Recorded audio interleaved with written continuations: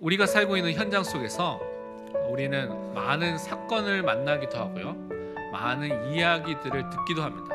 또 여러 가지 상황들을 우리가 접하는 많은 상황들이 있습니다. 그 속에서 여러분이 자세히 볼 필요가 있는데, 사실은 복음 없는 세상과 사람의 소리가 너무나 많이 있습니다. 근데 그것을 따라가면 하나님의 뜻과 하나님의 계획과 맞지 않는 것이기 때문에 여러분이 문제가 생길 수 있기 때문에 거기에 속지 말아야 되겠습니다. 민수기 13장 31절부터 33절에 이렇게 말씀하고 있습니다. 그와 함께 올라갔던 사람들은 이르되 10명의 정탐꾼이죠. 우리는 능히 올라가서 그 백성을 치지 못하리라. 그들은 우리보다 강하니라 하고 이스라엘 자손 앞에서 그 정탐한 땅을 악평하여 이르되 우리가 두루다니며 정탐한 땅은 그 거주민을 삼키는 땅이요 거기서 본 모든 백성은 신장이 장대한 자들이며 거기서 네피림 후손인 아낙 자손의 거인들을 보았나니 우리는 스스로 보기에도 메뚜기 같으니 그들이 보기에도 그와 같았을 것이니이다. 이 사람들이요 정확하게 현장을 분석하고 사람들을 분석했습니다. 근데 이 보고가 상황의 사실에 근거한 이야기지만 사실은 하나님의 언약이 빠진, 언약과 상관없는 불신앙의 이야기를 한 것입니다. 그래서 어떻게 됐습니까?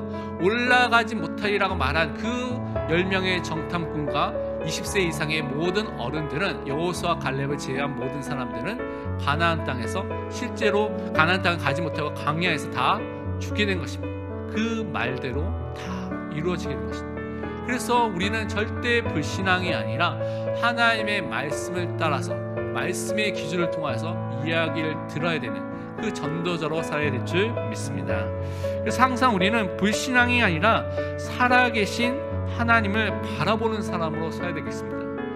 순간순간 사단은요 우리 마음과 생각에 계속해서 불신앙의 생각들, 하나님의 말씀 믿지 못하는 것들을 계속 뿌려놓습니다. 그것이 조금만 딱 잡혀지면 그것이 마음에 뿌리 내리고 마음에 사로잡히도록 계속해서 역사하기 때문에 불신앙을 항상 조심해야 되는 것입니다. 시편 42편 5절에 보니까요, 내 영혼아 내가 어찌하여 낙심하며 어찌하여 내 속에서 불안해하는가? 너는 하나님께 소망을 두라. 그가 나타나 도우심으로 말미암아 내가 여전히 찬송하리로다. 사실 우리가 살 때 낙심할 만한 일, 불안해하고 두려워할 만한 일, 사건들이 계속 생길 수 있습니다. 그런데 그 사건과 그 문제 속에서 성경은 두려워하지 말고 불신앙하지 말고 낙심하지 말라고 말하고 있습니다. 왜냐하면 여러분이 하나님의 자녀이기 때문에, 하나님께서 여러분과 함께 하시기 때문에, 여러분은 하나님께 소망을 두면 하나님께서 나타나 하나님께서 여러분을 돕는 하나님의 자녀이기 때문에 여러분이 염려하거나 걱정하거나 불신할 이유가 없는 것입니다. 정말 우리가 그래서 항상 기억해야 될 것이 시편 46편 1절의 말씀처럼 하나님은 우리의 피난처시요 힘이시니 환난 중에 만날 큰 도움이시라. 우리 환난 중에 있는 사람 있습니까? 어려움 중에 있는 사람 있습니까? 문제 속에서 여러분 사투하는 사람도 있습니까? 여러분이 문제를 해결하는 것을 잠깐 내려놓고 정말 하나님만을 바라보시길 바랍니다. 정말 말씀을 붙잡고 하나님께서 어떻게 역사하신지 기도를 시작하시기를 바랍니다. 하나님을 정말 신뢰하고 의뢰하시는 것들을 시작하시기를 바랍니다. 그러면 하나님께서 나의 피난처가 되시고 힘이 되시고 환난 중에 만날 큰 도움이 되실 그 증거를 분명히 응답으로 받게 될 줄 믿습니다. 그래서 중요한 것이 무엇이냐면 문제를 보는 것, 사건을 보는 것, 위기를 보는 이 눈이 중요한 것이고 그것을 생각하는 이 생각이 중요합니다. 그래서 이 눈과 생각이 복음의 것으로 바뀌어지는 그 응답이 있어야 될 줄 믿습니다. 잠언 5장 21절에 말씀하기를 대저 사람의 길은 여호와의 눈앞에 있나니 그가 그 사람의 모든 길을 평탄하게 하시느니라. 하나님을 경외하는 자, 하나님께 예배드리고 영광 돌리는 그 하나님의 자녀의 그 길이 하나님의 눈앞에 있습니다. 그래서 하나님께서 그를 평탄케 하신다고 말씀하셨습니다. 이 평탄은요 세상 사람들이 말하는 뭔가 잘 되는 것이 아닙니다. 하나님이 원하시는 그 세계의 복음화의 길로 여러분을 인도하시는 것입니다. 그것이 어려움의 현장일 수 있습니다. 모세와 같이 40년 동안 아무 응답이 없는 현장일 수도 있습니다.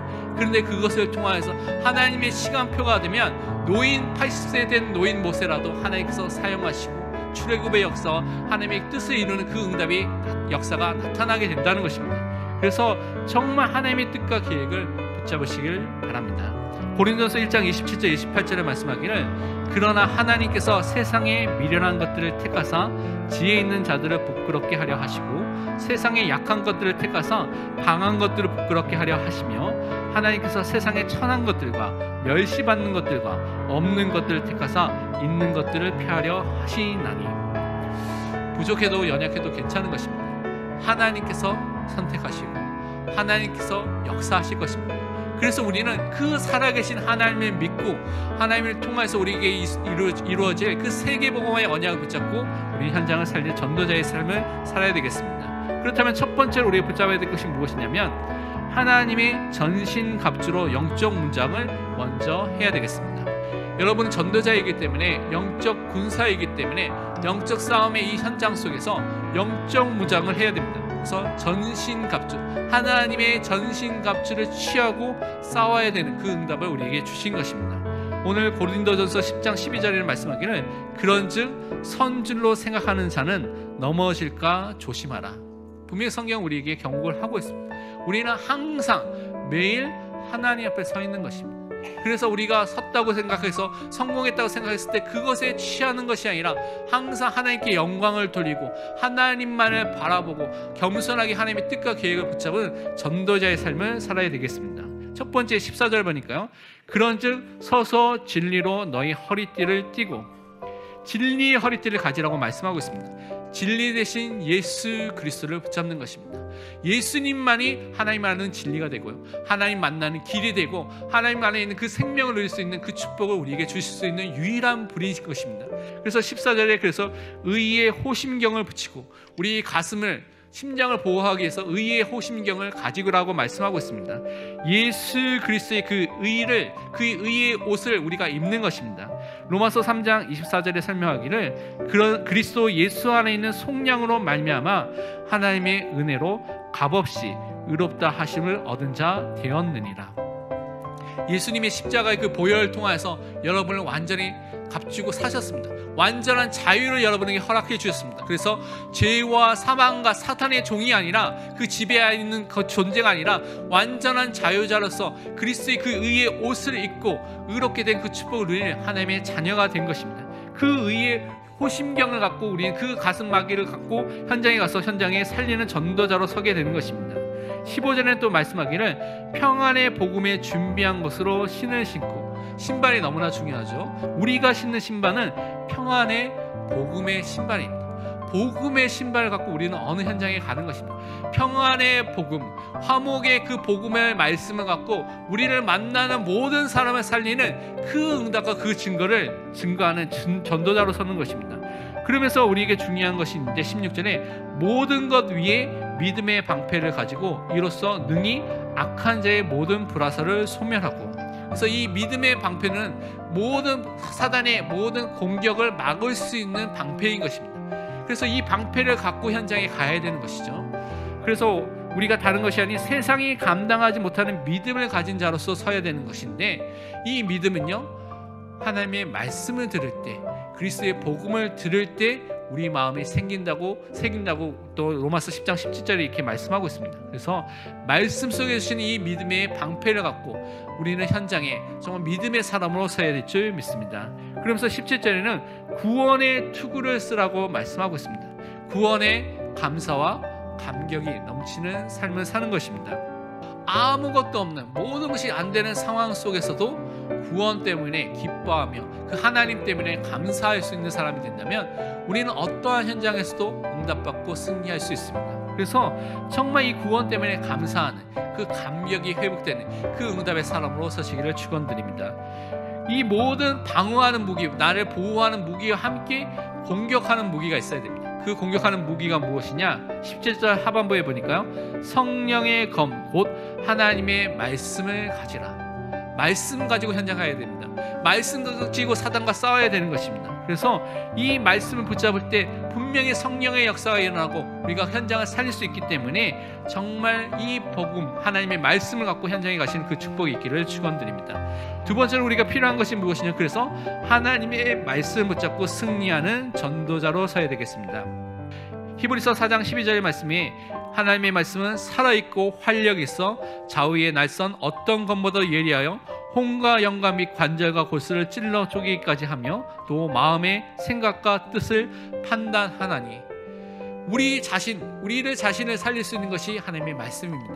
우리 현장을 바꾸고요, 다른 사람을 살릴 수 있는 것이 하나님의 말씀인 것입니다. 그래서 우리가 먼저 이 능력인 하나님의 말씀을 믿고 그 말씀을 받는 전도자가 되어야 될 줄 믿습니다. 마태복음 4장에 보니까 사단이 예수님을 3번 시험한 장면이 나옵니다. 40일 금식을 한 이후에 광야에서 시험한 장면이 나오는데요, 첫 번째 시험이 이 돌을 떡이 되도록 하라는 시험이 왔을 때 마태복음 4장 4절에 예수님께서 말씀하기를, 예수께서 대답하여 이르시되 기록되었을 때, 구약 성경을 말하죠, 신명기를 말하고 있습니다. 사람이 떡으로만 살 것이 아니요 하나님의 입으로부터 나오는 모든 말씀으로 살 것이라 하였니라 하시니. 우리가 하나님의 말씀으로 살자는 것을 말하고 있고 증거하고 있습니다. 그 말씀을 통하여서 사탄의 이 유혹을 이긴 것을 우리는 분명히 확인해야 됩니다. 마태복음 4장에 보면 또 두 번째 시험이 무엇이냐면, 높은 성전 위에 꼭대기에 올라서 예수님께 사탄이 뛰어내리라고 말하고 있습니다. 그러면 천사들이 와서 모두 너를 밟아치고 너를 보호해 줄 것이 아니라 라고 유혹하고 시험했을 때 마태복음 4장 7절에 예수님께서 이렇게 말씀하셨습니다. 예수께서 이르시되 또 기록되었을 때 주 너희 하나님을 시험하지 말라 하였느니라 하시니.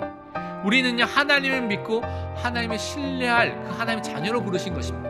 하나님을 시험할 존재가 아니라 하나님을 전적으로 의뢰하고 따라갈 그 하나님의 자녀로 우리를 부르신 것입니다.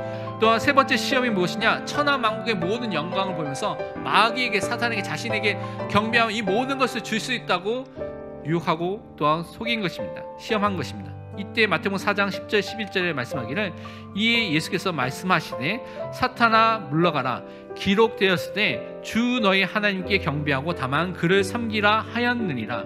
이에 마귀는 예수를 떠나고 천사들이 나와서 수종드니라. 우리는 하나님께 예배하고 경배한, 하나님께 영광을 돌릴 존재로 우리를 만드셨습니다. 그래서 이런 사탄의 유혹이 왔을 때 우리는 사탄을 쫓아가는 것이 아니라 하나님만을 바라보고 하나님께만 영광을 돌리는 그 응답 속으로 들어가야 될 줄 믿습니다.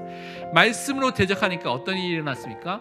사탄이 떠나가는 일이 일어나게 되면서 동시에 하나님의 말씀과 하나님의 뜻을 이루는 천군 천사들이 활동하는 일이 일어나는 것을 우리가 분명히 확인해 볼 수가 있는 것입니다. 그래서 우리는 항상 하나님의 말씀을 붙잡고요, 말씀을 나에게 적용하는, 나의 삶 속에 나의 말씀을 붙잡는 그 묵상의 축복으로 날마다 들어가야 될 줄 믿습니다.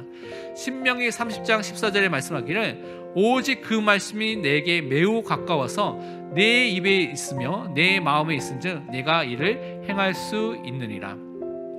여러분, 강단의 말씀이 여러분과 가까이 있습니까? 이 복음의 말씀이 여러분과 가까이 있습니까? 여러분의 마음 속에, 여러분의 입 속에 항상 고백되고 항상 마음에 담겨져 있습니까?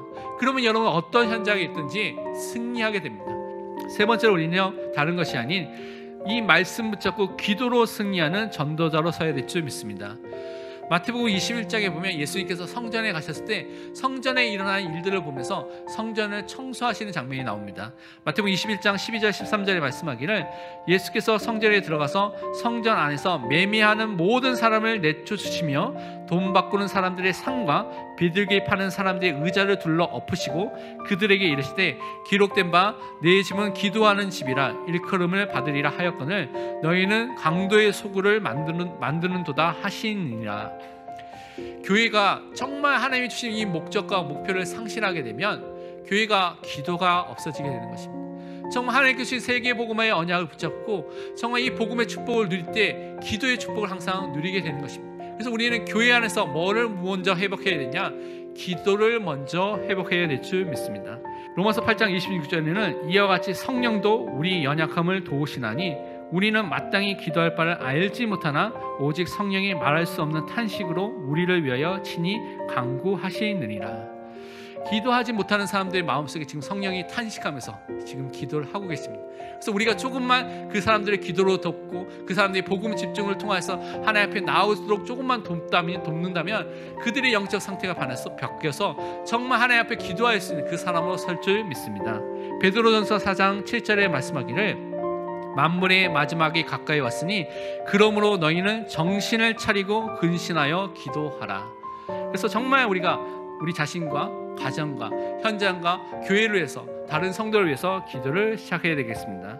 마태복음 12장 28절에 말씀하기를 그러나 내가 하나님의 성령을 힘입어 귀신을 쫓아내는 것이면 하나님의 나라가 이미 너희에게 임하였느니라. 우리는 정말 현장에 이 하나님 나라가 임할 수 있도록 전도와 선교의 축복이 있을 수 있도록 기도를 시작해야 될 줄 믿습니다. 결론은 우리 두 가지를 좀 붙잡고 또한 말씀 붙잡고 기도해야겠습니다. 첫 번째로 세계 렘넌트 리더 수련회가 이번 주에 있고요. 그 다음 주에 세계 렘넌트 대회가 있습니다. 지금 렘넌트 여름 훈련이 있고요. 초등부는 좀 비전 트립을 지금 일본에서 진행하고 있습니다. 정말 우리가 이 모든 사역을 기도로 돕는 기도의 사람이 되어야 될 줄 믿습니다. 고린도후서 1장 11절 전반부에 보니까요. 너희도 우리를 위하여 간구함으로 도우라. 정말 기도를 해야 되겠습니다. 이제 방학도 됐기 때문에 렘넌트 중에 교회에 가까이 있는 렘넌트들은 함께 새벽에 모여서 기도를 시작하시기 바랍니다. 자신과 받아야 될 훈련과 세계의 렘넌트 대회를 놓고 정말 함께 모여서 기도하여서 하나님의 뜻과 계획이 이루어지는 전도자로 살아야 될 줄 믿습니다. 두 번째로 우리는 불신앙하지 말고 복음으로 항상 믿음을 고백하고 믿음을 붙잡으시기를 바랍니다. 로마서 1장 17절에 말씀하기를 복음에는 하나님의 의가 나타나서 믿음에 이르게 하나니 기록된 바 오직 의인은 믿음으로 말미암아 살리라 함과 같으니라. 불신앙이 아닌 믿음을 선택하시기 바랍니다. 복음을 통해서 믿음을 따라가기를 바랍니다. 믿음 속에서 정말 하나님이 이 한 주간을 살아서 하나님이 기쁘시게 하는 전도자가 되시기를 바랍니다.